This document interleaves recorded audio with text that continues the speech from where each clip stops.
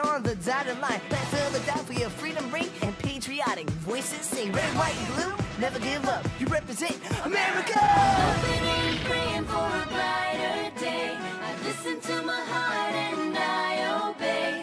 How can I see it any other way? I'm looking at life with my own eyes.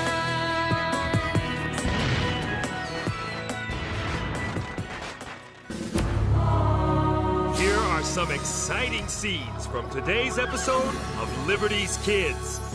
It's never been clearer to me than right now. We have got to separate from England. At Lexington and Concord, the British fired on Americans.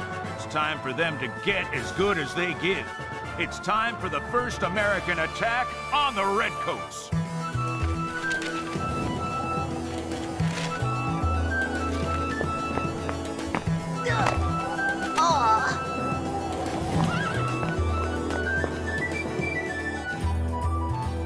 Moses, I'm a journalist, not a workman. You're whatever I need you to be in order to get the Gazette to the people of Philadelphia. Yes, James. Be a proper patriot and stop complaining. Mayor's here! Hey! Oh, please. Is there anything addressed to Miss Sarah Phillips? Oh, Monsieur Henri Lefebvre, I am expecting a large shipment of gold doubloons from off the coast of Virginia. A small shipment? Perhaps some news from the continent. Here. Over here! Over here. Thank you, my boy. Franklin. There's no word from my father? I'm afraid letters from Ohio are few and far between, Sarah. This separation cannot continue. I will make a home with him in the colonies. I vow it. Nothing for me, neither? Nothing for you either. However, I did receive these out-of-town newspapers. Finally! My doubloons? Perhaps the next Mayo.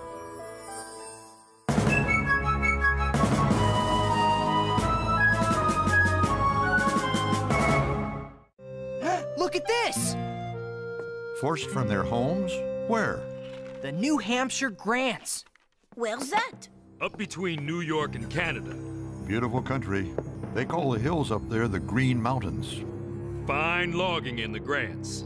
Fine maple syrup, too. Maple syrup? Listen, ejectment coming thick and faster. Women sobbing and lamenting, children crying, and men pierced to the heart with sorrow and indignation at the approaching tyranny. Now that's newspaper writing. It's by someone named Ethan Allen. It sounds to me like Mr. Allen is hyperbolizing in an effort to inflame the emotions of potential traitors to the crown. What did she say? She said, something I wouldn't lower myself by repeating. She said, Henri, that this man Allen is a liar. He sounds to me like a patriot. He sounds to me like a loudmouth, as does someone else I know. James, Sarah, Allen might be exaggerating, but he's not lying, allowing people's land to be taken out from under them. The Redcoats aren't using muskets this time, but they're firing a broadside at us nonetheless. I've been wondering where the next hostilities with the Crown might take place. This could be our answer.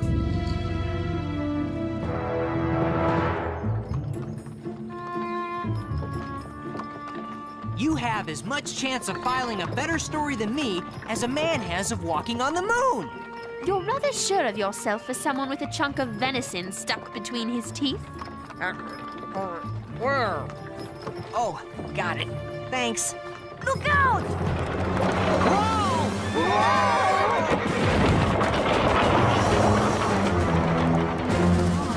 Oh, that was scary. Can we do it again?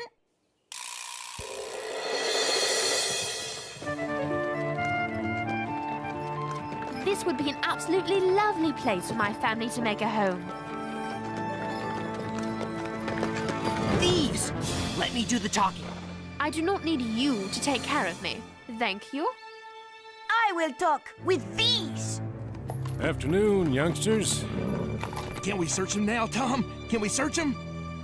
That won't be necessary, Luke. Our friends here will be happy to show us anything interesting they might be carrying about their persons. Won't you, kids? A ways back, we passed a guy who looked real rich. You can probably catch him if you hurry. Come on, Tom. Let's go get him. You're a clever pup, ain't you? Now tell old Tom what you're really doing up in these parts. I am a journalist and demand safe passage in the name of King George III.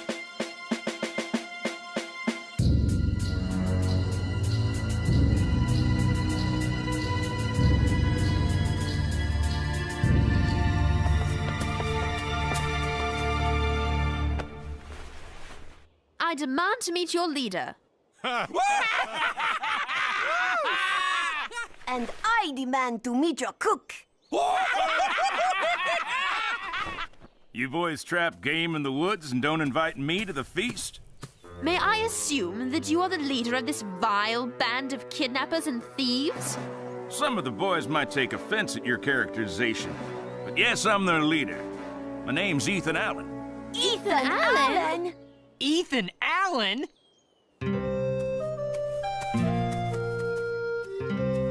All I did was ask you where the finest land is to be found in the Grants. You Tories come here and expect us to just hand over our land and property? Are you mad or stupid or you just a thief? I can answer that. You call me a thief? You're the one who had me bound and gagged and dragged here against my will. My men were doing their duty. And anyway, you're free now, aren't you? If you won't show me the land, I'll go see it myself. You'll do nothing of the kind, my little redcoat. Yum, maple syrup. No more will you steal our homes out from under our very feet. And, sad to say, no more can we fight your tyranny peaceably. So often have the pleas and arguments of our lawful committees been ignored by your king. Ah! Ethan, on our way here, we saw a man riding a gilded chariot. Pendrake's back. Tom Buell, boys, Pendrake's back. Pendrake? You sure? Our young scout, Mr. Hiller, saw him. Miss Phillips, it looks like you'll get to see a fine Grants home after all.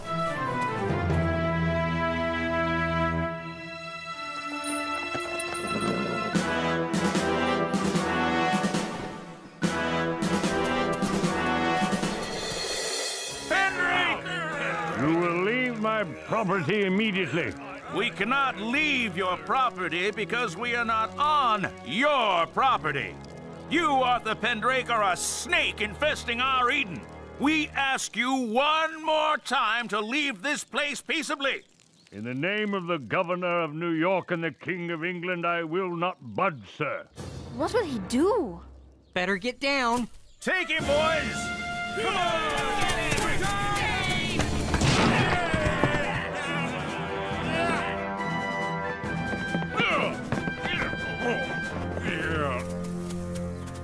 Anyone else in the house? No, Ethan. Set the horse free.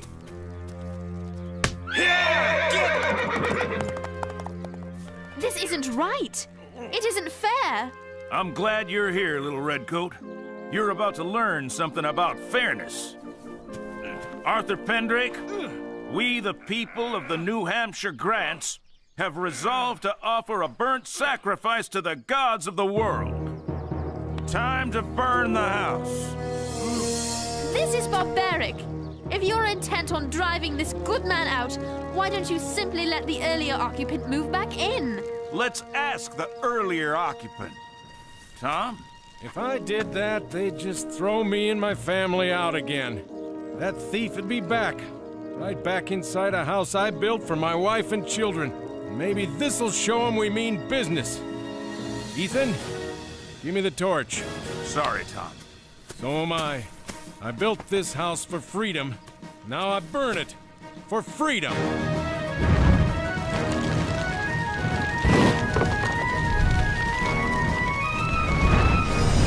Go your way now. To the devil with your governor, laws, king, council, and assembly. Ugh.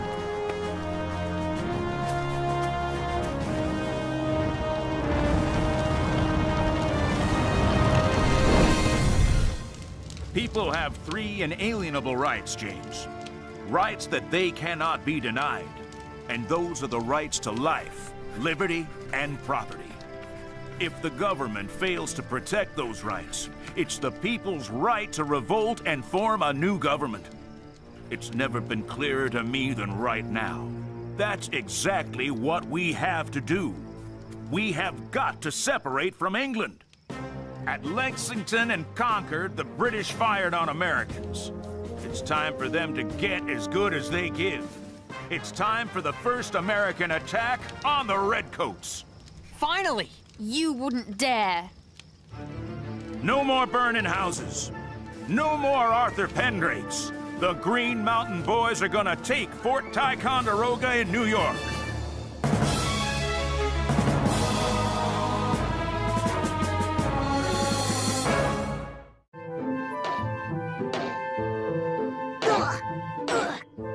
If they won't give me maple syrup, I will get my own! Sacre bleu!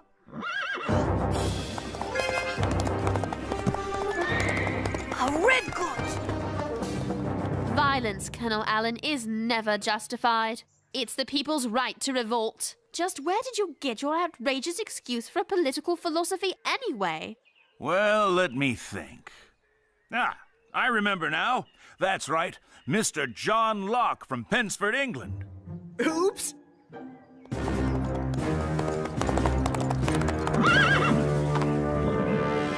Am I addressing Colonel Allen? You are? I am Colonel Benedict Arnold. Colonel, I have been commissioned by the Massachusetts Committee of Safety to raise a regiment which I have done to attack Fort Ticonderoga. To that end, I hereby order you to turn over to me complete and utter command of the Green Mountain Boys.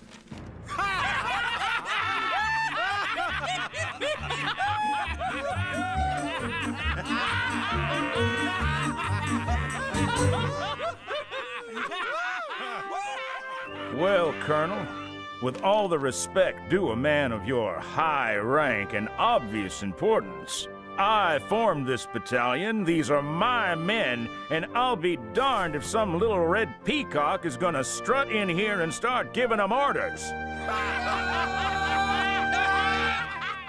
This is not a request, Colonel. This is an order. If you will not obey it, I will force you to obey it.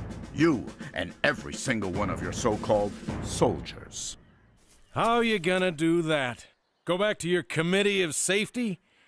The Green Mountain Boys are serving under Ethan Allen, or the Green Mountain Boys are going home. Captain, this attack is too important to jeopardize by sniping between fellow patriots. So I'll make you a deal. I'll let you share command of the boys here and ride with me in front of them, if you agree not to cause any trouble for us back in Massachusetts. But remember, no one gives orders to these men but me. Ever. Are we agreed? He'll never do it. He must do it. Agreed. Colonel Allen! A redcoat riding this way on the white horse with a bright red jacket. He was a shrimp, but he...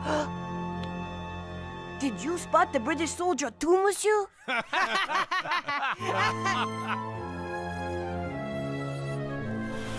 I decided to attack Fort Ticonderoga for 2 reasons. First, it's cannon. If we can capture the British cannon, with all due respect to you, miss, we can transport them to Boston. And send those redcoats halfway back to England with their own artillery. Second, if we control Ticonderoga, we control the main waterway into the colonies from Canada. And then, my boy, nothing goes on, in, or out of that water unless we Americans say it does. Now, our spies tell us there are only 50 or so British soldiers defending the fort. But we're expecting a heck of a fight anyway. And let me say one thing to the good people of Philadelphia. Brothers and sisters, there ain't one Green Mountain boy on God's green earth who ain't prepared to meet his maker up there in that fort.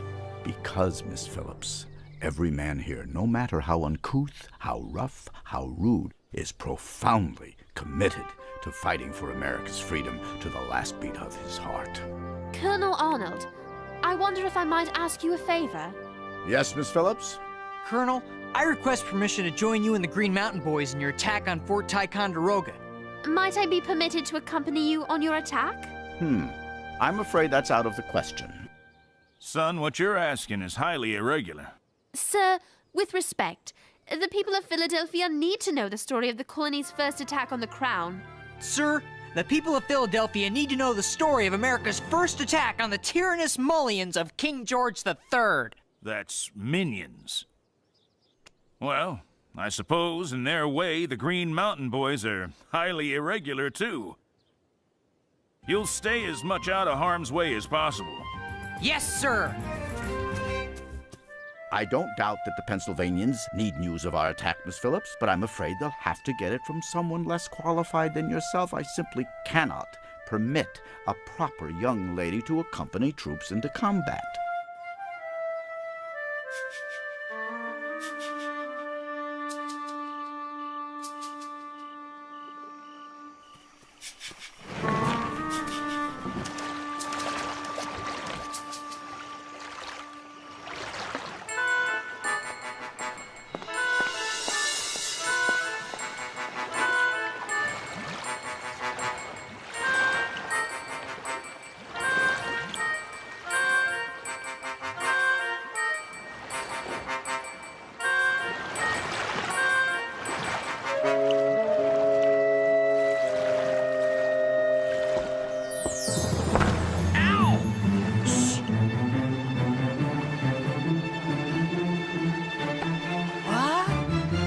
You didn't really think you'd be the only one getting this story, did you?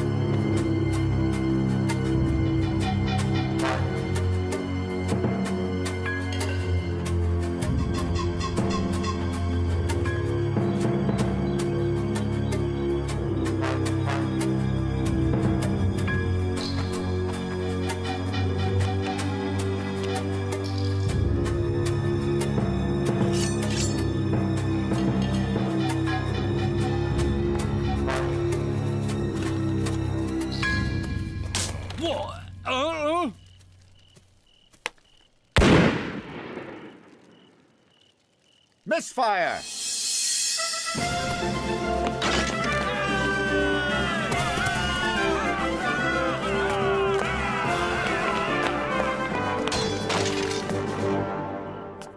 Mercy, sir, mercy! Take me to your commanding officer. Now! All right, all right.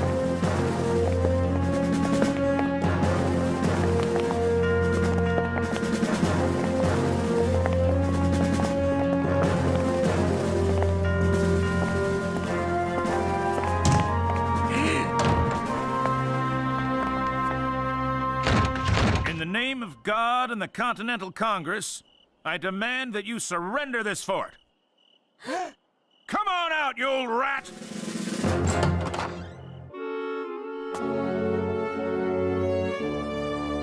My sword, sir.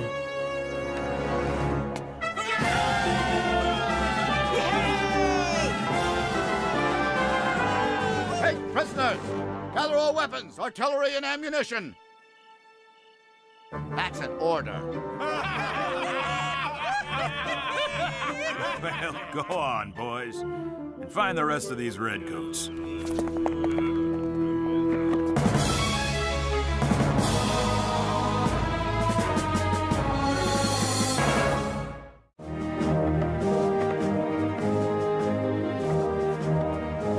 Gather the artillery, collect the cannonballs and musket shot outside.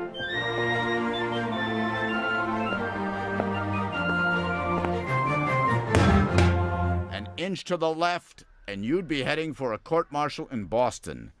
Oh, so sorry, sir. I notice you got your story after all, Miss Phillips. I do hope we meet again under more favorable circumstances. I believe you would like my father. Major Phillips, retired. I understand he was a fine soldier. Please send him my best regards. I shall do so, Colonel. I had dreamed that he might join me in the Grants someday. But I have recently learned that the New Hampshire Grants are no place for our family to make a home. We'll eat heartily tonight. Look at all this food. No wonder the Redcoats didn't fight us. They were too fat and happy from all this jerky. All this without firing a shot! We're gonna whip those redcoats in no time! Don't get cocky, son. We've a long way to go before we win our freedom. Hold on there, Edward. Wasn't that little French weasel trying to drum up some of this stuff back in the Green Mountains?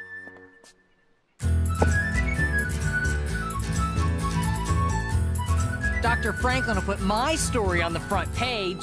He'll put mine on the front page. Dr. Franklin is many things, but he is not insane. Papers ready.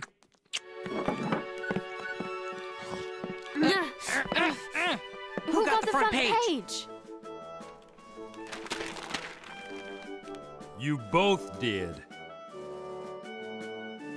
I never thanked you for not giving me away on the boat that night. I had to let you write that story. How else could I prove that mine was superior? Spell superior. Gee, these flapjacks look good. Oh, I imagine they are.